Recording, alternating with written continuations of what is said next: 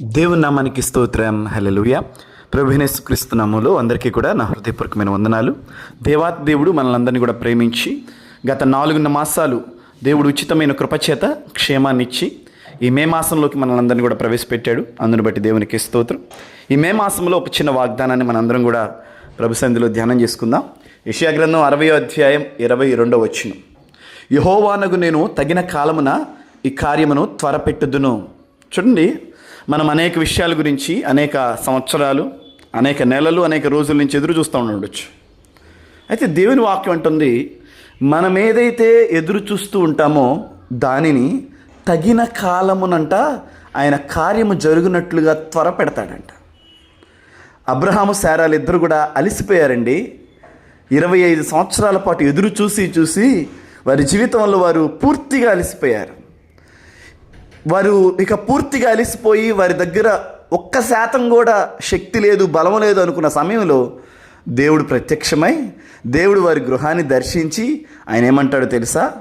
మీదటికి నీ కౌగిట ఒక కుమారుడు ఉంటాడని అబ్రహాముతోనూ ఇస్సాకుతో శారాతో చెప్తుంటే ఇద్దరు కింద పడి నవ్వుతా ఉన్నారట.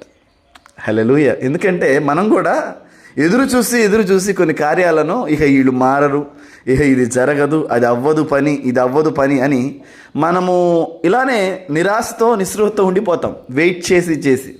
అయితే ఇక్కడ ఒక చక్కటి వాగ్దానం ఉంది చూడండి. యెహోవానగు నేను తగిన కాలము. హల్లెలూయా. దేవునికి స్తోత్రం. ప్రతిదానికి దేవుడు ఒక కాలాన్ని నిర్ణయించాడు.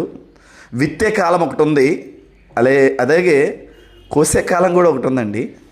సో విత్తు కాలమున మనం కోయలేం, కోత కాలంలో మనం విత్తలేం. అందుకని ఏ కాలంలో మనం ఏం చేయాలో, విత్తే కాలంలో మనం ప్రార్థించే వ్యక్తులుగా, కోత కాలంలో ఎదురు చూసే వ్యక్తులుగా మనం ఖచ్చితంగా ఆయన సంధిలో కనిపెట్టుకునే వ్యక్తులుగా మనం ఉండాలి. సో మరి కోత కాలంలోకి వెళ్ళి ఎదురు చూస్తాడంట, కానీ అతనికి ఏమీ కూడా దక్కదంట. ఎందుకంటే విత్తు కాలమున ఆయన నిద్రపోతున్నాడు కాబట్టి.